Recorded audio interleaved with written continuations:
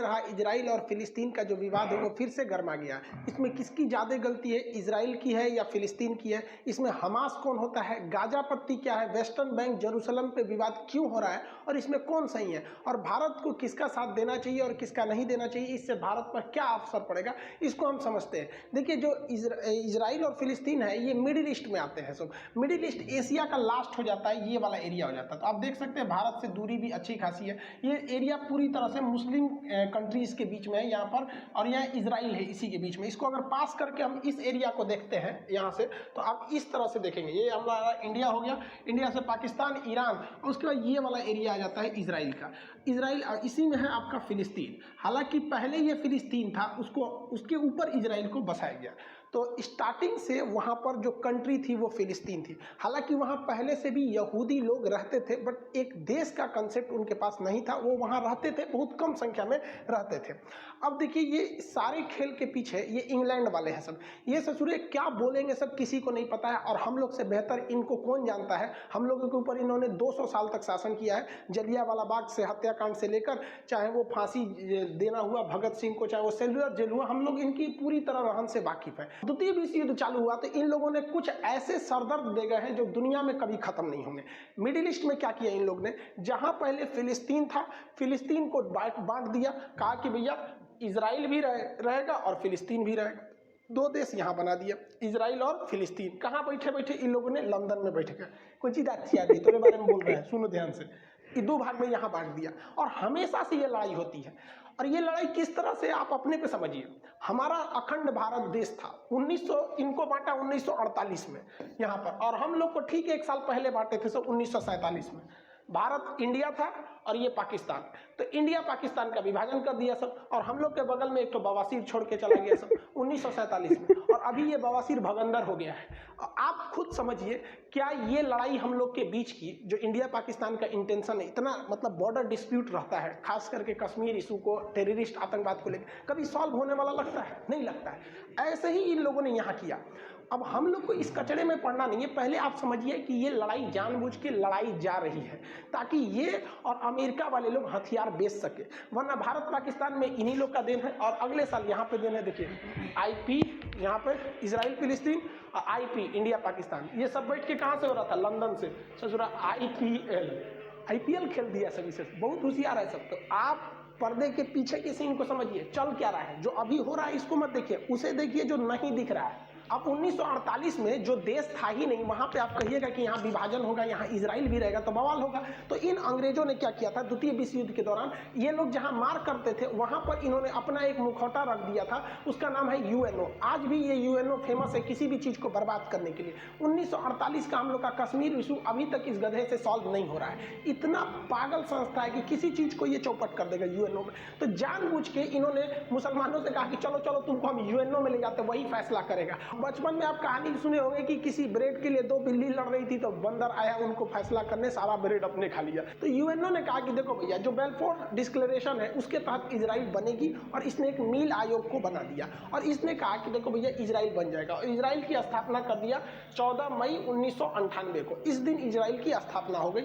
जो फिलिस्तीन पूरा फिलिस्तीनियों का था, जो मतलब वहाँ मुस्लिम लोग रहते थे, उसको इन्होंने डिवाइड कर दिया 1948 में।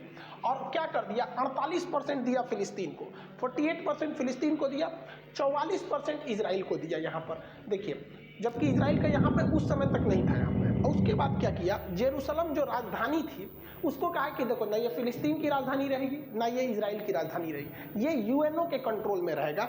8% का एरिया UNO के कंट्रोल में। जैसे ये बात हुआ, अरब देशों ने कहा कि हम ये होने नहीं देंगे, फिलिस्तीन ने कहा कि ऐसा कभी नहीं हो सकता है, मार होगा। ससुरा स्टार्टिंग स्थापना हुआ, युद्ध चालू हो गया। वो तो भारत भी खेल चुका है, 1947 में आज़ाद हुए, मार हो गया। पहली लड़ाई 1947-48 की थी हम लोग की, वही इसके साथ हुआ।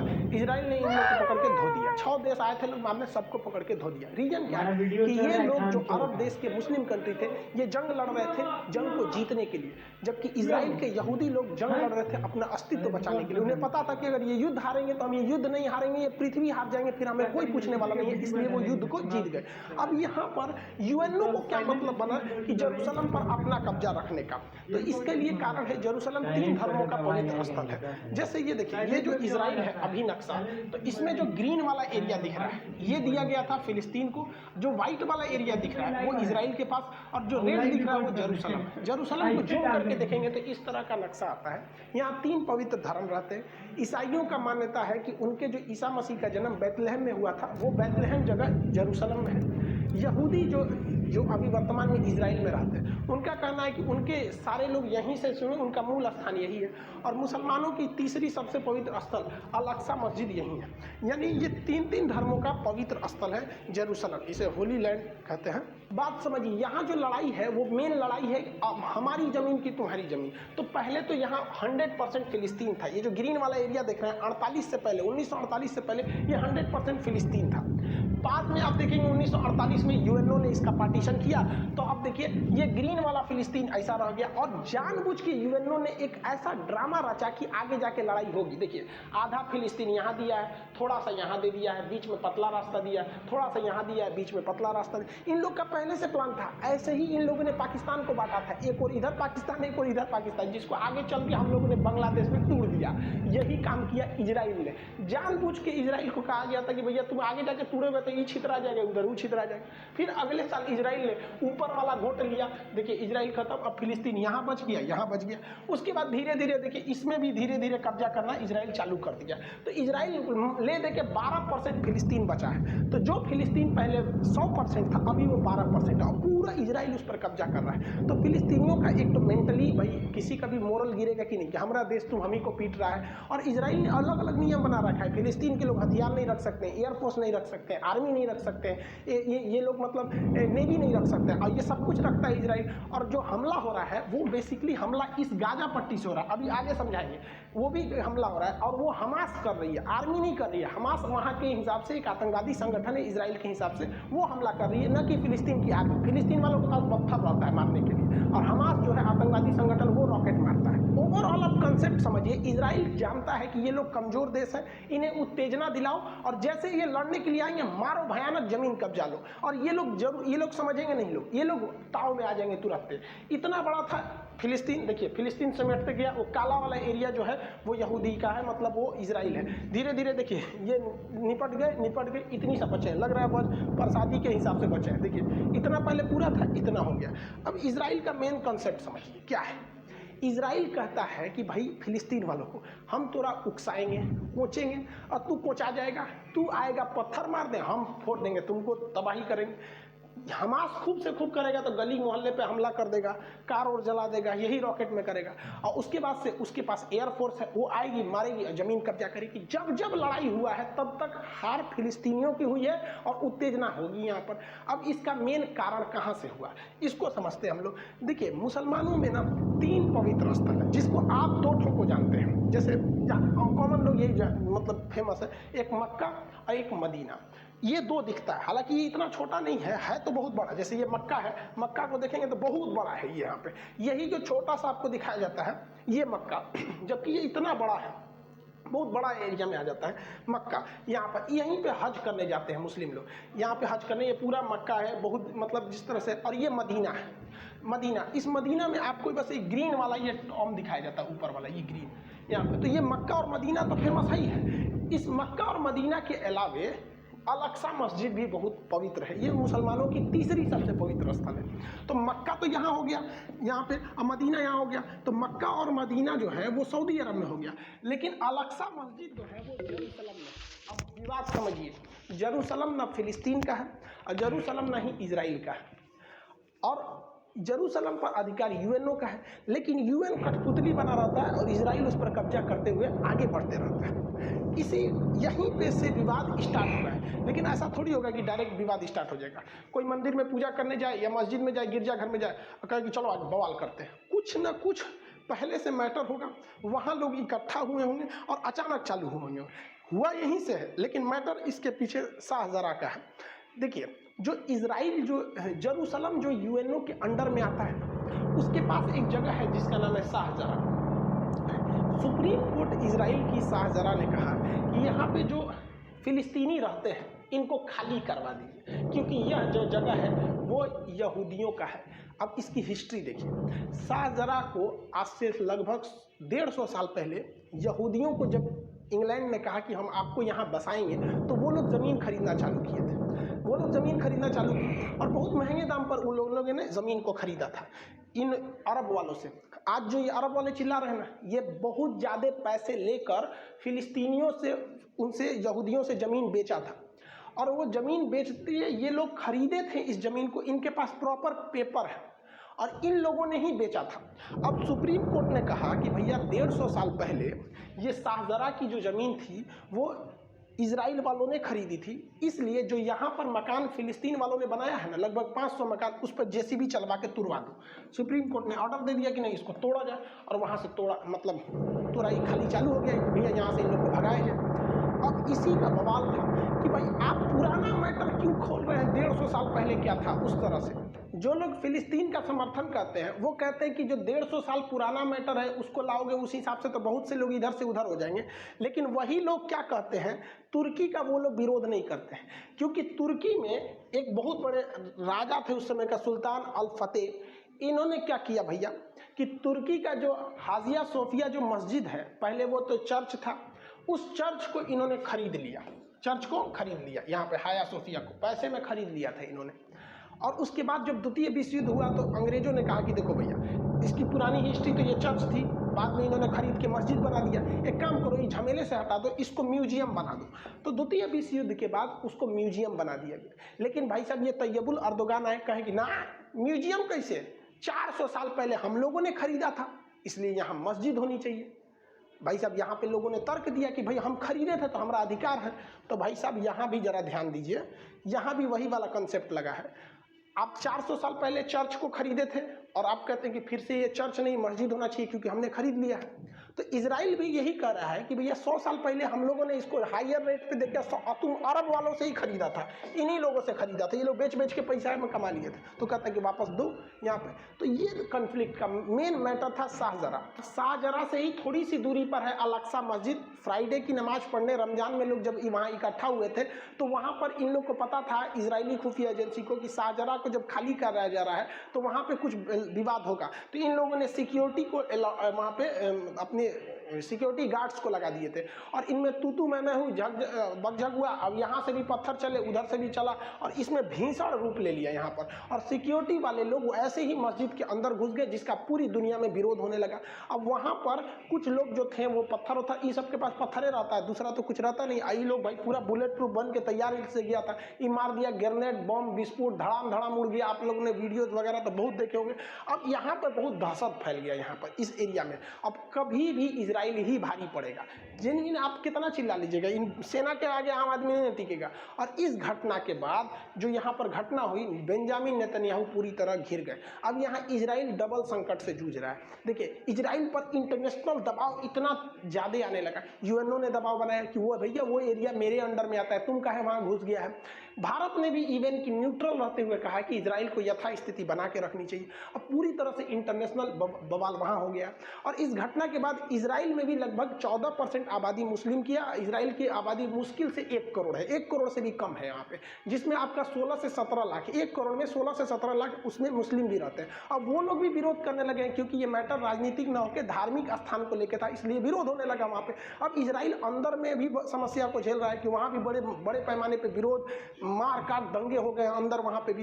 तो अंदर भी झेल रहा है और बाहर भी झेल रहा है। दूसरा कि अभी इजराइल में फुल टू सरकार नहीं है। बेंजामिन नेतन्याहू भी अभी वहाँ चुनाव के मतलब रोके गए हैं, ये फुल टू नहीं है वहाँ पर चुनाव को लेकर, क्योंकि कोरोना वगैरह को लेकर काफ़ी राजनीतिक संकट थी। अब भारत इसमें क्या कर सकता है, पूरी दुनिया मतलब इसका विरोध कर रही है। अब इसमें एंट्री होती है हमास की। इजराइल का एक पुराना धर्रा रखा है, बस हम हर बात में उलझाते रहो, थोड़ी थोड़ी जमीन कब्जाते रहो, ऐसे ऐसे कब्जाते रहा। 1948 में लड़ाई हुआ, जगह कब्जा कर लिया। 56 में लड़ाई हुआ, फिर कब्जा कर लिया। 67 में लड़ाई हुआ और कब्जा कर लिया। 73 में हुआ और कब्जा किया। 82 में हुआ और कब्जा कर लिया। अभी तक इन लोग को समझ में नहीं आ रहा है कि नहीं हट पाएंगे उनसे। आराम से जब नहीं हट पाओ किसी से तो नरम दल का रास्ता अपना दो, लेकिन ना, अभी भी लोग मारे करेंगे। अभी जो वर्तमान सिचुएशन है, फिलिस्तीन के लोग कहते हैं कि सुनो ना, हमको जो 48 वाला बतिया था ना, ये वाला 44% जो था वही हमको दिला दो, 48% दिला दो, नहीं चाहिए हमको, वापस दिला दो। इजराइल कहता है हाँ हाँ वापस दिला दो, भाई सब तो मार काट काहे किया था, माने तुम मारने आया था इसलिए कि हमको पूरी तरह से उजाड़ दो, पूरा देश का देश आया था, और जब हार गए तो यहाँ बोलते हो कि वापस यूएनओ वाला ही दिला दो। अब ये पॉसिबल नहीं है। अब यहाँ दो पार्ट बन गया है, जो फिलिस्तीन है उसके दो राज्य हो गए हैं, फिलिस्तीन देश के दो राज्य। एक ये जो इधर थोड़ा सा बचा हुआ है इसे कहते हैं वेस्टर्न बैंक, और जो इधर बचा अरे हुआ है भोसड़ी वाले भाग जाओ भी, दिमाग खराब मत करो। इन्हीं दोनों को मिला के फिलिस्तीन बना है। अब इजराइल इनको प्लानिंग में है कि यहाँ से भी निपटा के फाइल निपटा दिया जाए।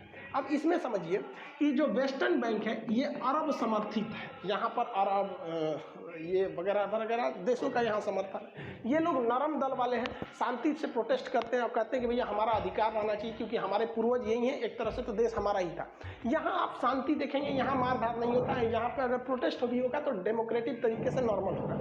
लेकिन गाजा से मिसाइल चलने लगती है, इवन जो शाहजरा वाला एरिया है वो यहाँ है, जेरूसलम वाला एरिया यहाँ है, लेकिन जो रॉकेट दागे जा रहे हैं वो गाजा से दागे जा रहे हैं, यहाँ से दागे जा रहे हैं। अब ये गाजा में ऐसा क्या है, तो गाजा में ईरान का समर्थन है और इसमें अरब का समर्थन है। गाजा में एक हमास नामक संगठन है, ये हमास ये कहता है कि इजराइल जो है वो हमेशा जुल्म करता है, बम मारता है। तो इसका मतलब ये नहीं कि तुम कब्जा करते जाओगे हम चुपचाप रहेंगे, हम भी मारेंगे तुमको। अब ये लोग क्या करते हैं, रॉकेट से हमला करते हैं। इनके पास बहुत तगड़ा रॉकेट नहीं होता है, 3 लाख का आता है एक कासम रॉकेट, ये बहुत हैवी पावर का नहीं होता, देखने में नहीं लग रहा है ये क्या करेगा, ये खेत में लगा के मार देते हैं सर। लेकिन हाँ, ये एक पब्लिक के लिए बहुत खतरा है, किसी देश के लिए नहीं, बट पब्लिक वाले एरिया में गिर जाएगा तो तबाही मचा देता है। ये कासम रॉकेट जो है ये लगातार मारते हैं सब, और ये एक दूगो नहीं मारता है, एक के बार मारेगा सर 200, 400, 500, अब तक के लोग सोचा 1500 मार चुका है लोग रॉकेट एक हफ्ता में धड़ाधड़। इसको ट्रांसपोर्ट करने में कुछ जाता नहीं, लगाओ पलिता मार दो यहाँ से। इनमें कोई टारगेट फिक्स नहीं रहता है, गिरे जहाँ गिरे मन गिरो वहाँ पर। अब इनका इन लोगों ने बड़ा रेंज भी बना लिया है कासम रॉकेट का। पहले इजराइल का थोड़ा सा एरिया आता था, अभी धीरे धीरे इन लोगों ने पूरे एरिया को कब्जा कर लिया, इस कासिम रॉकेट के अंदर में आ गया, तेल अवीव तक हमला कर दिया है वहाँ से। इस बार हमास ने इजराइल को ज़्यादा क्षति पहुंचाया पिछली बार के तुलना में। अब आप कहेंगे कि गाजा के पास ये रॉकेट आ कैसे जाता है, क्योंकि गाजा का जो एरिया है अगर आप ध्यान से देखेंगे तो ये गाजा का एरिया आप इधर देखेंगे तो इधर से इजराइल से घिरा हुआ है, इधर से समुद्र से घिरा हुआ है। तो समुद्र में इजराइल की नौसेना रहती, इधर थल सेना रहती, ऊपर वायुसेना रहती, आ कैसे गया। तो ये एरिया थोड़ा सा मिस्र का एरिया लगता है, यहाँ मिस्र का। तो मिस्र के रास्ते ये पहुंच जाते हैं, जिसमें हमारे ओबामा साहब ने बड़ा भारी रोल निभाया था मिस्र तक पहुंचने में। देखिए ये मिस्र देश है, मिस्र का ये सिनाई प्रायद्वीप है, ये गाजा से सटता है। तो जब बराक ओबामा थे ना तो इनको मिडिल ईस्ट में हीरो बनने का शौक था, इन्होंने ईरान से समझौता किया था और P+ करके आप लोग 2013 में अगर होंगे तो 13 वाला को अगर करंट अफेयर को देखेंगे तो वहाँ ध्यान में होगा। तो इनका संबंध इन दोनों से बहुत अच्छा था, क्योंकि इन्हीं के समय यहाँ पे ओसामा बिन लादेन मारा गया था और इन लोगों ने अमेरिका को पाकिस्तान को क्लीन चिट दे दिया था कि पाकिस्तान को तो पता ही नहीं था क्लीन चिट है, उसको नहीं पता था यहाँ पर। अब भाई साहब ईरान को जब परमिट मिला तो ये ईरान यहाँ से इसी कासिम रॉकेट को ये सिनाई प्रायद्वीप के माध्यम से यहाँ घुसवा दिया, सुरंग बना पहुंचा दिया हजारों की संख्या में, इवन की वहाँ फैक्ट्री लगवा दिया, और यही रॉकेट आज इजराइल में तबाही मचाते हैं। इसलिए हमको आपको इस मचमच में पढ़ने की जरूरत नहीं भाई साहब, ये लोग खुदे पहुंचे हुए फकीर हैं। ये लोग हमेशा चाहते हैं लड़ाई हो, क्योंकि लड़ाई ना होगा तो इनका हथियार नहीं दिखेगा, क्योंकि अगर अंधेरा ना हो तो टॉर्च का बिजनेस ही खत्म हो जाएगा। हालांकि इजराइल की एक मिसाइल डिफेंस सिस्टम है जिसका नाम है आयरन डोम, ये छोटे दूर में किसी भी मिसाइल को मार के गिरा देती है। अब वहां से ये लोग कितना भी रॉकेट मारे उसका 90% रॉकेट को ये मार के गिरा देते हैं। अक्सर आप सुनते होंगे कि 1200 मिसाइल दाग दिया गया, कई आदमी मारा तो कभी 1, कभी 2, कभी 3 ऐसा होगा। आप खुद सोचिए, भारत अगर चाइना या पाकिस्तान पे 1200 मिसाइल मारेगा तो एक के आदमी कई गो शहर चल जाएगा यहाँ पे।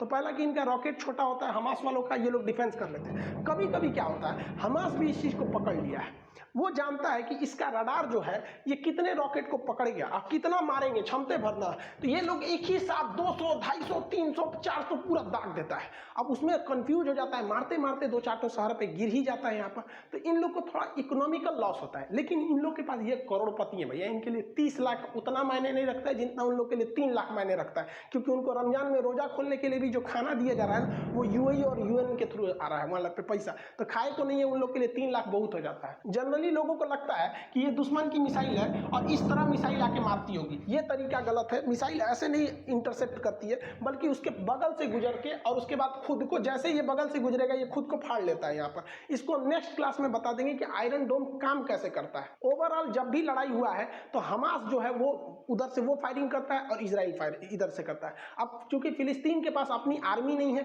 उनके पास ना नेवी है, ना एयरफोर्स है, ना कुछ है, तो वो लोग कुछ नहीं कर सकते। या तो हमास नामक आतंकवादी संगठन के थ्रू ये लोग मारेंगे, आम जनता के पास केवल पत्थर है, लाठी है, इसके सिवा वहां पर कुछ नहीं है। और इजराइल के पास बहुत हैवी पावर है यहाँ पर। अब देखिए यहाँ पर ये हमास के रॉकेट आके यहाँ गिरे हैं, जिससे इजराइल को काफी क्षति पहुंचा और इजराइल में लगभग 7 लोगों की मौत हो गई है। इसमें एक भारतीय नर्स भी थी। भैया इनकी क्या गलती थी जो मार दिया? कम से कम आके एक बार माफी तो मांग लेते हमास वाले, फिलिस्तीन वालों, कम से कम कि भैया हम इसके लिए मतलब हमें गलती हो गई। गजब बात करते हैं। और इजराइल ने मारा तो 67 लोग मर गए हैं यहाँ पर। अब ये लोग फिलिस्तीन वाले हल्ला कर रहे हैं, फिलिस्तीन के समर्थन वाले कह रहे हैं कि वहाँ बच्चे भी मरे हैं। तो भाई बच्चे, महिलाएं जब मरती हैं तो पूरी दुनिया, मतलब सब लोग कहते हैं कि ये गलत है। लेकिन समझिए यहाँ मेन, इजराइल बार बार उकसाएगा, आपके पास ताकत नहीं है, आप नहीं लड़ पाएंगे।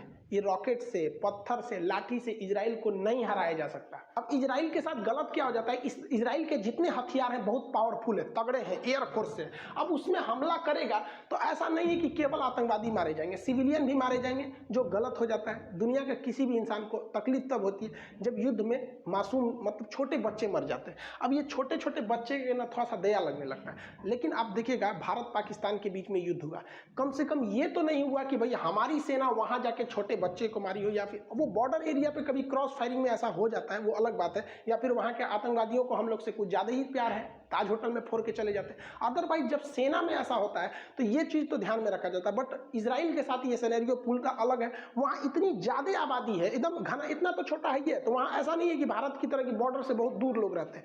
इसलिए इजराइल जब भी मारता है तो तबाही ज्यादा लाता है, इतना भयानक तबाही लाता है, मतलब 10-12 गुना का अंतर होता है। और अभी इजराइल ने कहा कि ये हमले रुकेंगे नहीं, हमास को पूरी तरह से रद्द कर देंगे, बर्बाद कर देंगे, तभी जाके हमले को रोकेंगे। बात करते हैं दोनों में सही कौन है, गलत कौन है। देखिए जमीन तो फिलिस्तीन की थी, लेकिन फिलिस्तीन के लोगों को समझना पड़ेगा कि इजराइल को वहां रहना जरूरी है, क्योंकि अगर इजराइल वहां से उजड़ गया तो इजराइल का दुनिया में फिर कोई नहीं बचेगा। इसलिए इनकी लड़ाई अस्तित्व की है और इनकी लड़ाई अपने की है। तो दोनों को कॉम्प्रोमाइज करके चलना चाहिए कि भाई जितना में हो उतना में सलट लो। यहाँ पर दोनों के लिए कहते हैं। अब इजराइल का कोई कुछ नहीं बिगाड़ सकता है। अब इंटरनेशनल प्रेशर है, जिसे मुस्लिम कंट्री कहते हैं कि इंटरनेशनल प्रेशर है, वो इजराइल के लिए वार्म अप का काम करता है और बढ़िया सिद्ध होता है। कोई बाइकआउट करके, यूएनओ करके इजराइल का कुछ नहीं बिगाड़ सकते, क्योंकि इजराइल सेल्फ डिपेंडेंट है हर मामले में। और लोग कहते हैं कि इजराइल को सबक सिखा, अरे भैया वो कोरोना भी फ्री हो गया इजराइल, अब तो और धो देगा यहाँ पर। दूसरा, यूएई और बहरीन इजराइल को थोड़ा मान्यता दे रहे थे, अब थोड़ा सा हम लोग पे डिपेंड आएगा, क्योंकि ये इजराइल के फेवर में जा रहे थे, अब थोड़ा सा हट जाएंगे। यूएनओ कुछ नहीं कर सकता है,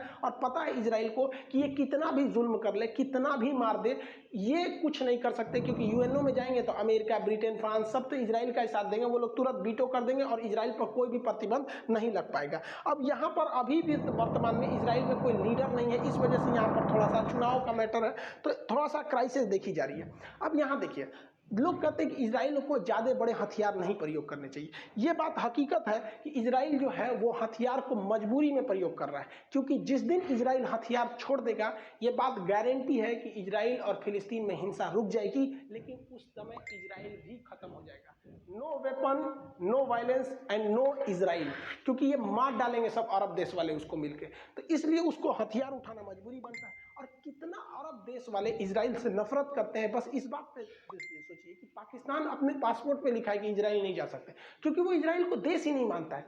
भाई साहब, आप किसी को कंप्रोमाइज करने में क्या जाता है कि भैया हम अभी वर्तमान में जहाँ हैं हमको वहाँ रहने दो, 12% पे है तो रहने दो, नहीं तो 12 नहीं छोड़ेगा वहाँ पर। तो इजराइल का कोई कुछ नहीं बिगाड़ सकता है यहाँ पर। अब रही बात फिलिस्तीन की, तो इनके पास हथियार के नाम पे क्या है? पत्थर है, लाठी है, इसके सिवा तो इनके पास ऑफिशियली कुछ नहीं है। जो है वो हमास नामक आतंकवादी संगठन को है, जो खुल के कोई हथियार भी नहीं खरीद सकता है, छुपके से ओबामा के साहब की मदद से वो इजराइल तक पहुंचाया जा रहा है। तो भैया जो अमेरिका कहता है कि इजराइल के साथ है, वही से पूरा रास्ता दे रहा है हमास को हथियार ले जाने का, तो हम लोग काहे लिए मच मच में पड़ने वाले हैं। दूसरा, इजराइल हमेशा उत्तेजित करता है। यासर अराफात थे, इनको तो फिर पोलोनियम दे के मरवाइए दिया वहाँ पे फिलिस्तीन।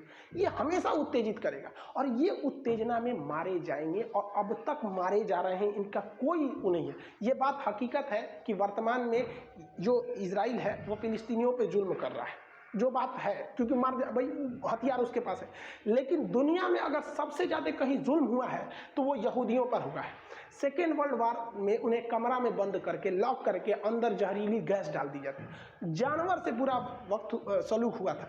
लेकिन इन लोगों ने, यहूदियों ने वक्त की नज़ाकत को समझा, पढ़ाई पर, टेक्नोलॉजी पर ध्यान दिया और आज ऐसी हकीकत हो गई है कि भारत जैसे देश को इजराइल से लड़ने से पहले सोचना पड़ेगा, क्योंकि हमारे ड्रोन, हथियार, बंदूक सब इजराइल से आ रहे हैं। सब टेक्नोलॉजी वहाँ पे इतना छोटा है लेकिन इतना डेवलप है। तो इन लोगों पर भी सोचना चाहिए, एरिया मायने नहीं रखता है। आप वहीं रहिए, खुशहाल रहिए, पढ़ाई लिखाई पे ध्यान दीजिए, आगे बढ़िए। जब मौका मिलेगा आप आगे बढ़िएगा। ऐसा नहीं कर रहे हैं कि हम आप मौका नहीं मिले तो आप मत करिए। देखिए, भारत को भी बात करते हैं, हम लोग को भी अपना पीओके वापस लेके आना है।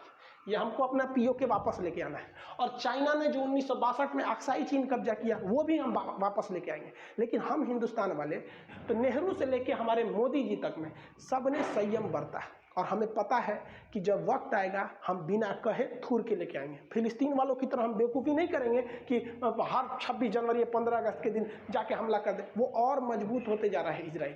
हम लोग शांति से बैठे हैं, 2040 तक का इंतजार किया जाए। अभी पाकिस्तान से तो हम लोग निपट सकते हैं, तो 2000 लोग इकोनॉमिक रूप से सुदृढ़ हो जाएंगे। हम अपना पीओके और अक्साई चीन लेके आएंगे। ऐसा नहीं है कि हम नहीं ले आ सकते। 1857 की क्रांति में हम लोग अंग्रेजों से लड़ने निकले थे, लेकिन हथियार, टेक्नोलॉजी, कम्युनिकेशन ना होने की वजह से हमारा 1857 की क्रांति फेल हो गया। आए उसके बाद महात्मा गांधी, इन्हें पता था कि हमें एक लॉन्ग टाइम लीडर चाहिए। लॉन्ग टाइम लीडर के पीछे जनता चलने को तैयार होती है, और गरम दल करेंगे तो लॉन्ग टाइम लीडर नहीं रह पाएंगे। जैसे हमारे चंद्रशेखर आजाद जी, इनका भी टाइम बहुत बेहतरीन थे, बट टाइम पीरियड बहुत कम था। भगत सिंह, ये भी बहुत बेहतरीन, बट टाइम पीरियड कम रह गया। तो गांधी जी को पता था कि भैया हमको लॉन्ग टाइम तक एक लीडर चाहिए, इसलिए नरम दल वाला आपने। और जब लास्ट मोमेंट आया, यही गांधी जी है ना, करो या मरो बोलने वाले, यही है ना, भारत छोड़ो आंदोलन चलाने वाले, अंग्रेजों भारत छोड़ो। सबसे ज्यादा हिंसा गांधी जी की अगर किसी आंदोलन में हुआ था तो भारत छोड़ो आंदोलन में, और भी पहले दिन गिरफ्तार हो गए। तो वक्त आने पर कोई भी काम करना चाहिए भैया, अभी अपने पे ध्यान दो। हम लोग से कुछ सीखो, हम लोग को भी हमारा पीओके वापस चाहिए, अक्साई चीन वापस चाहिए, लेकिन हम लोग गला नहीं फाड़ते, हम लोग प्लानिंग करते हैं। वक्त बदलते कभी देर नहीं लगती है। मोदी जी जब 2014 से पहले चुनाव नहीं जीते थे ना, तो अमेरिका ने कहा था कि मोदी जी को हम अमेरिका में घुसने नहीं देंगे, वीजा नहीं देंगे। और यही अमेरिका है जो वीजा नहीं दे रहा था, अभी बुला के पिज्जा खिला रहा है यहाँ पर। हाउडी मोदी कर रहा है यहाँ पर। वक्त बदला कि नहीं बदला? भारत की शक्ति ऐसी है कि भारत ने सबको जब वैक्सीन दिया था, तो अभी जब भारत को ऑक्सीजन की जरूरत पड़ी, पूरी दुनिया पहुंची, इवन अरब देश वाले भी पहुंचे, सिंगापुर, कौन नहीं आया भारत को। तो जब आप सबसे मिलजुल के रहेंगे, सब आपके मदद के लिए आएंगे। आप बस अपने लिए रहेंगे तो केवल आपके अपने ही आपको पूछेंगे। इजराइल ये कुछ नहीं बता रहा है, ये तो टेलर चल रहा है। इजराइल ने कह दिया कि हमले नहीं रुकने वाले हमास पे। इजराइल का प्लान है ग्रेटर इजराइल बनाने का। जिस तरह इंडिया में नोएडा था, ग्रेटर नोएडा बन गया, उसी तरह पहले तो फिलिस्तीन था, वहां बना इजराइल, अब बनेगा ग्रेटर इजराइल। जरा ध्यान से देखिए ग्रेटर इजराइल का नक्शा। ये अभी वर्तमान इजराइल है जो अभी चल रहा है, और ये जो ब्लैक डॉट देख रहे हैं ना, इनका प्लान है ग्रेटर इजराइल बनाने का। यहाँ से ये मिस्र पर कब्जा करेंगे, यहाँ से सऊदी अरब का ये वाला कब्जा करेंगे, कुवैत करेंगे, इराक को ले जाएंगे, सीरिया को ले जाएंगे, तुर्की का ये लेके आएंगे, जॉर्डन तो पूरा बीच में चला है, लेबनान। तो ये इन लोग का पूरा प्लानिंग है भाई साहब, ग्रेटर इजराइल बनाने का। और आप खुद सोचिए, देखिए नफरत अलग चीज होती है। जो फिलिस्तीन के समर्थन भी है, वो भी जरा ये बात को सोचे कि अगर ये हमला करने आ जाएगा तो इन्हें कौन रोक सकता है। 6 दिन में इन सारे देशों को हरा दिया था 1967 में इसने, तो इसको कोई नहीं रोक सकता। ये इनका प्लानिंग है यहाँ पे। तो अभी के वक्त में भाई साहब आप खुद समझिए कि ये गरम दल के हिसाब से आप यहाँ थे, इतनी समय सिमट गए। जिस हिसाब से इजराइल आपको उकसा रहा है और आप इजराइल की चाल नहीं समझ पा रहे हैं, वो उकसाएगा और आपकी ज़मीन छीनेगा, और पूरी दुनिया के पास उसके पास बहाना रहेगा। इवन जो बाइडेन ने भी कह दिया कि इजराइल को अधिकार है, वो अपनी रक्षा कर सकता है। इजराइल दुनिया को दिखाएगा कि मेरे पास 1200 रॉकेट दागे गए, लेकिन ये नहीं दिखाएगा कि इस रॉकेट में उतनी क्षति नहीं हुई जितनी उसके एक रॉकेट में हमास को हो गई। वो तो यही चाहता है। और अगर इन लोग का यही हाल रहा तो आने वाले वक्त में इजराइल इन लोग को यही दे देगा, जो मीट काटने वाला लकड़ियाँ होता है ना, यही बांट देगा। तुम लोग का देश खत्म हो गया, तुम लोग ये ले लो, इसी पे बैठना, इसी पे बैठ के ज़िंदगी बिताना पड़ेगा। अभी भी वक्त है इन लोग को कॉम्प्रोमाइज़ कर ले, वरना वहाँ से यहाँ आ गए, अब ये इस पे बैठ के ज़िंदगी बिताना पड़ेगा। इजराइल इसको कटवा के रेडी रख रहा है यहाँ। और फिलिस्तीन के लोगों को लगता है कि ये अरब देश बचाएंगे। अरे ये क्या बचाएंगे? इन लोग को कुछ नहीं बचा सकते हैं। इन लोग का खुद का हालत खराब हुआ रहता है, तेल खत्म, खेल खत्म। इन लोग के पास आता क्या है? इनको ये अरब वाले और पाकिस्तान, तुर्की, ये क्या बचाएंगे? समझिए ध्यान से। चाइना का इधर का एरिया जो है ये कहलाता है उगर मुसलमानों का ये एरिया है, यहाँ पर उगर मुसलमान रहते हैं, सिंजियांग प्रांत है। यहाँ पर चाइना कहता है कि मुसलमान को कुरान उतना ही पढ़ना है जितना हम बताएंगे। यहाँ महिलाएं अगर कपड़ा पहन लेती हैं पूरा, तो उसको 20 सड़क पर उसके कपड़े काट दिए जाते हैं कि घुटना से ऊपर कपड़ा रहना चाहिए। कोई अरब देश आवाज़ नहीं उठा सकता है। वहाँ किसी भी लड़की को उठा के लेके चल जाते हैं। ऑनलाइन किसी को चाहिए ऑनलाइन लेके चल जाओ इन लोग को। जिस तरह से जोमेटो इस सब पे ऑर्डर होता है ना, वैसे यहाँ ये लोग ऑनलाइन उठा के लेके चल जाता है मजदूरों को, लड़कियों को। ऐसे कोई नहीं बोल सकता, आज तक कोई आवाज़ नहीं उठा सकता है। यहाँ इस तरह से सरेआम लाठी डंडा से पीटा जाता है। लेकिन ये दोहरी नीति ना हो जाती है कि अगर इजराइल करेगा तो हम आवाज़ उठाएंगे, इस आधार पर कि मुस्लिम पर आएंगे, इस आधार पर कि मुस्लिम